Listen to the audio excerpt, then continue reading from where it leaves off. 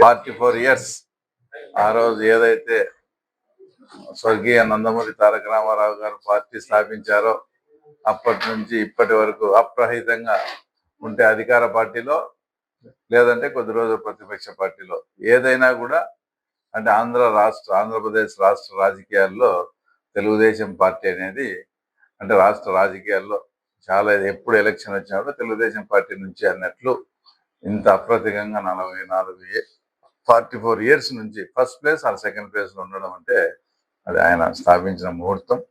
అదంతా ఆయన ఏ పరిస్థితుల్లో ఎలా పార్టీ స్థాపించగలిగాడో మీ అందరికీ తెలుసు. అప్పట్లో మా అన్నలంతా కూడా మదరాశీలు అనేవాళ్ళు. ఆ నాడే నుంచి ఈరోజు మనకుగా ప్రత్యేకమైన గుర్తింపు తెచ్చిన వ్యక్తి అంటే తెలుగు వాళ్లకు ఆత్మగౌరవం అనే నినాదంతో ఈరోజు ఈ పార్టీని పెట్టడం, అది ఇన్ని రోజులు అప్రతితంగా కొనసాగుతూ ఇప్పుడు కూడా అధికారంలో ఉండడం. తర్వాత ఈ మధ్యనే మన లోకేష్ బాబు గారిని కూడా కలవడం జరిగింది. ఇట్లాంటి వాస్తవంగా ఎవరు ఎన్ని చెప్పినా కూడా మేమైతే ఇక్కడ బలహీనమైన నియోజకవర్గమే. ఎందుకంటే ఇంతవరకు రాష్ట్రంలో ఏదైనా తెలుగుదేశం పార్టీ గెలవని కాన్స్టిట్యున్సీ ఉందంటే అది ఒక్క పులివెందుల మాత్రమే.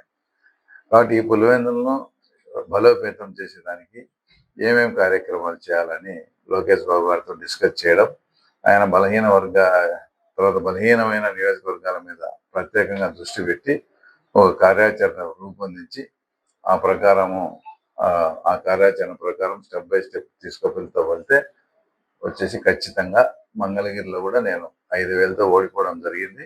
ఈరోజు కొన్ని కార్యక్రమాలు చేసి ప్రజలకు చాలా చేరువైనాం కాబట్టి అలాంటి పరిస్థితి కూడా మీకు పులివెందులలో కల్పిస్తాను. దానికి ఏమన్నా కానీ డెవలప్మెంట్ యాక్టివిటీస్ అయ్యే ఫైనాన్షియల్ బర్డన్ కూడా నేను సీఎం గారితో మాట్లాడి చేసి అన్ని విధాల పులివెందుల కాన్స్టిట్యున్సీని అభివృద్ధి పరుస్తూ అలాగే పార్టీని కూడా స్ట్రెంథన్ చేసే కార్యక్రమం ప్రత్యేకంగా చేపట్టడం జరిగిందని ఆయన కూడా హామీ ఇవ్వడం జరిగింది. ఈ మధ్య ఇంకా షర్మిలమ్మది, సునీతమ్మది ఆస్తులు పంపకాలు ఇవంతా మాట్లాడడం కూడా మీరు అందరూ చూశారు. దాంట్లో నాకు ఒకరి క్యారెక్టర్ అయితే నాకు చాలా ఇది అనిపించింది. ఆయన ఎక్స్ఎమ్మెల్యే రాజమౌళి ప్రసాద్ రెడ్డి గారు మాట్లాడుతూ, అమ్మా నీ కొడుకును జగన్ నన్ను ప్రాణమి అని అడగమనమ్మా, ఇప్పుడు తృణప్రాయంగా ఇచ్చేస్తానని చెప్తాను. అసలు అదేమన్నా ప్రాక్టికలా? ఆయన అడిగేది ఉందా, నువ్వు ఇచ్చేది ఉందా? ఇంకా ఎందుకు ఇట్లా మాటలతో ఇంకా మీరు ఈ టైపు మాటలతో పోతా ఉన్నారు? అసలు జగన్మోహన్ రెడ్డి ప్రత్యక్ష రాజకీయాల్లోకి వచ్చింది 2009లో. ఆయన ఫస్ట్ ఎంపీగా నిలబడింది. ఆ 2009 ఎలక్షన్స్ లో ఈ రోజు జగన్ అడిగితే ప్రాణమిస్తా అని చెప్పి నీవు 2009 ఎలక్షన్స్ లో అప్పట్లో ఎమ్మెల్యేకి పోటీ చేసిన లింగారెడ్డికి నువ్వు సపోర్ట్ చేసినావు. ఆ విషయం నీకు అంత వీరాభిమాని, అంత ప్రాణమే ఆ టైపు ఇచ్చేవాని అయితే అసలు నీకు మామూలుగా నువ్వు చెప్పేది రాజశేఖర రెడ్డి అన్న భుజమీ సేమ్ ప్రసాద్ అంటే నా జీవితమే చాలా అన్ని. రాజశేఖర రెడ్డి చనిపోతే కొన్ని 100 మంది చనిపోయారు. అప్పుడు నిన్నెవరు చనిపోలేదు. నీకు అంత అభిమానం అంటే మామూలుగా అట్లా జరగాల. అది వదిలేస్తే జగన్మోహన్ రెడ్డి అడుగుతానే ప్రాణం ఇస్తాడు. అసలు జగన్మోహన్ రెడ్డి కంటెస్ట్ చేసిన ఫస్ట్ ఎలక్షన్ 2009లో ఈయన జగన్ కు వ్యతిరేకంగా చేశాడు.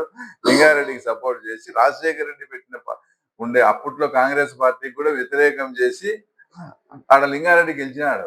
ఇంత అభిమానం, ఇంత ఇది ఉండేవాళ్ళు అయినా వీళ్ళకి ఏమన్నా సంబంధం ఉందా దాని గురించి?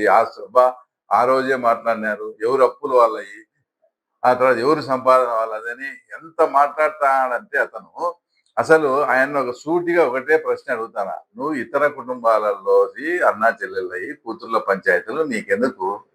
నీ ఇంట్లో విషయం మాట్లాడతా. నువ్వు ఒక 10-15 రోజుల కిందట నీ రెండో కూతురికి వివాహం చేశావు. ఆ వివాహానికి నీ పెద్ద కూతురు ఎందుకు రాలేదు చెప్పు ముందు. అంటే ఆ అమ్మాయి ఒక బీసీ అబ్బాయిని పెళ్లి చేసుకునే నెపంతో నువ్వు పెళ్లికి కూడా పిలిచలే నీ పెద్ద కూతురు. నీకు బీసీలు అంటేనే చులకన భావం, బీసీలు అంటే అసహ్యం కాబట్టి నువ్వు నందం సుబ్బయ్య బీసీ కాబట్టి తప్పినావు.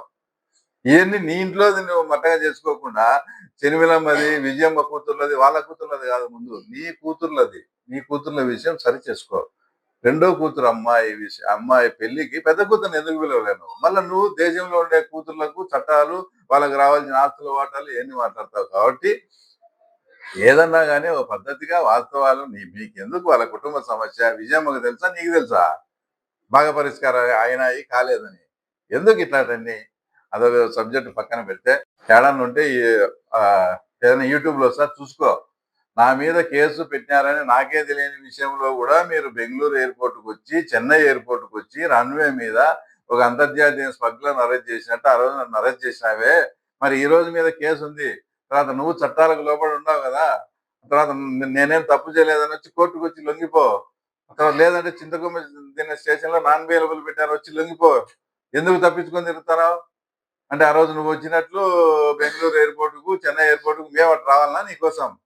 అంటే నీకు చట్టాల మీద కానీ నువ్వు పనిచేసిన డిపార్ట్మెంటే అది. మీ వాళ్ళే కేసు పెట్టినారు. కేసు పెట్టినప్పుడు నా తప్పు లేదు ఏం లేదని అతను వచ్చి ధైర్యంగా ఫేస్ చేయకుండా ఒక దొంగని మాదిరి ఎందుకు తిరుగుతాను?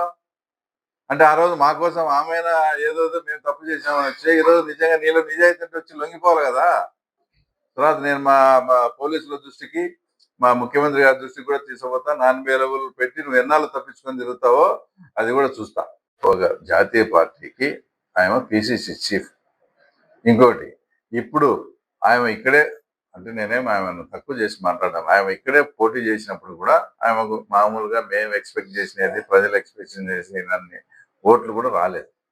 ప్లస్ వైఎస్ఆర్సీపీకి ఈరోజు 11 సీట్లు మాత్రమే వచ్చినాయి. ఇప్పుడు మాకు ఏం అవసరం ఉందని మేము చెరిమిలమ్మకు మేము చెప్తాము, చెరిమిలమ్మ మేము చెప్పినట్టు తింటాదో మీరు ఒకసారి ఆలోచించాలా. జగన్మోహన్ రెడ్డి మాకు రాజకీయ ప్రత్యర్థి. ఆయన పార్టీనే మాకు 11 సీట్లు వచ్చి ఆయన ఆ టైప్ లో ఉన్నారు.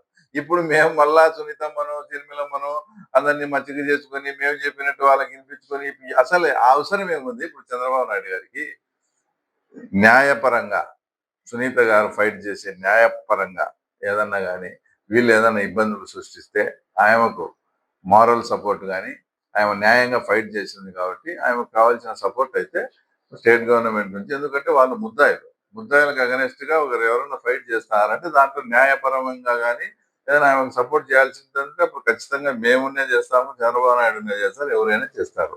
ఆయన ఒక పార్టీ, ఇంకా షర్మిలమ్మ విషయానికి వస్తే ఆయన ఒక పార్టీ చీఫ్. ఆయన చంద్రబాబు చెప్పినట్టు ఇంట్లో ఆయనకి ఏదైనా ఉనికికే ప్రమాదం అవుతుంది. ఇవన్నీ వాళ్ళ మీద తప్పు కప్పిపుచ్చుకునేదానికి, అంటే ఇట్లాంటి ఇట్లా ఏమో చంద్రబాబు చెప్పింటే ఏమో మాట్లాడుతుంది అని ప్రజలకు ఒక అపోహను సృష్టించేదానికి చెప్తాది. షర్మిలమ్మ మేమంత అమాయకురాలు కాదు, చంద్రబాబు నాయుడు ఏది చెప్తే చెప్పను, ఆయన ఉనికి కాపాడుకుంటుంది, ఆయన స్ట్రగుల్, ఆయన కూడా వన్ ఆఫ్ ది, ఆయన సొంతం అన్ననే ఎదిరించి మాట్లాడుతుంది అంటే నీకు ఆమెకు ఎంత గట్స్ ఉండాలి. కాబట్టి వాళ్ళు ఎవరో సునీతమ్మ కానీ షర్మిలమ్మ కానీ చంద్రబాబు చెప్పినట్టు చేస్తారనేది వాస్తవం కాదు, ఉత్తది. అదంతా వాళ్ళకి అవసరం లేదు, చంద్రబాబు నాయుడుకి అవసరం అంతకన్నా లేదు. హౌస్ సైట్స్ ఎవరెవరికి ఇప్పుడు రిక్వైర్మెంట్ ఉందో వాళ్ళందరినీ సచివాలయంలో అప్లై చేసుకోమన్నాం. ఇది Pulivendula town, Vempalli town, Simhadripuram town. అక్కడ ఎవరెవరు రిక్వైర్మెంట్ ఎంతెంత ఉందో అదంతా కలెక్షన్ చేసి వాటికి కావాల్సిన ల్యాండ్ మనం ఇవ్వగలమా లేదా, ఇప్పుడు అవైలబుల్ ఎంత ఉంది, కొత్తగా ఏమన్నా కొని ఇవ్వాల్సిన పరిస్థితి ఉందా ఏమని అదంతా కూడా స్టడీ చేయమని చెప్పినాం. మనం కొనాల్సిన అవసరం లేదు, మన దగ్గర సఫిషియంట్ ల్యాండ్ బ్యాంక్ ఉందని ఆర్డీఓ గారు కన్సర్న్ ఎంఆర్ఓ వాళ్ళు చెప్పినారు. కాబట్టి ఇప్పటి వరకు ఒక కట్ ఆఫ్ డేట్ మొన్నటి వరకు ఇచ్చాం. ఆ డేట్ వరకు ఇళ్ల స్థలం లేని బీదలకు అందరికి కూడా ఇల్లు సర్దుబాటు చేసి వాళ్ళకి ఇప్పుడు మా ప్రభుత్వంలో వచ్చే హౌసింగ్ ద్వారా ఇల్లు కట్టుకోమని ఇల్లు కూడా శాంక్షన్ చేస్తాం. మీరు అడిగే ప్రశ్న గత గవర్నమెంట్ లో జగనన్న దాంట్లో ఉండేదాని గురించి అడుగుతారు. దాంట్లో 400 నుంచి 500 మందిని బెనిఫిషియర్స్ కాదు వీళ్ళు, ఫాల్స్ గా ఫోర్స్ఫుల్లీ వీళ్ళు ఎక్కినారనే విషయం తేలింది. కాబట్టి ఆ 400-500 మందివి కొత్త వాళ్ళను మేము అపాయింట్మెంట్ చేసి ఎవరికి నిజంగా ఇల్లు అవసరమో వాళ్ళకి ఇవ్వాలని పార్టీ కానీ ప్రభుత్వ పెద్దలు కానీ వీళ్ళు అనర్హులకి ఇవ్వకుండా అర్హులకి ఇవ్వాలనేది కాన్సెప్ట్. 500 మంది మాత్రమే, మిగతా వాళ్ళందరికీ యథాతథిగా ఉంటుంది. అది కూడా నాకు తెలిసి వారం 10 రోజుల్లో కాంట్రాక్టర్ వచ్చి వాళ్ళ మీద కేసు ఫైల్ చేయడం జరిగింది, రాక్రేట్ సంస్థ మీద. అదంతా కోర్టులో తెగుతుంది. తెగేంత వరకు ఇక్కడ నిలబెట్టకూడదనే ఉద్దేశంతో ఫ్రెష్ గా కాంట్రాక్టర్ ను కూడా పిలిచి రెడీ చేసి వర్క్ అయితే స్టార్ట్ అవుతుంది. నాకు తెలిసి మున్సిపల్ ఎలక్షన్లు వచ్చే లోపు పులివెందులలో ఉండే ఆ కాలనీ కూడా అందరికీ కూడా అర్హులైన వాళ్ళందరికీ కూడా సర్దుబాటు చేసే ప్రయత్నం చేస్తా ఉన్నాం.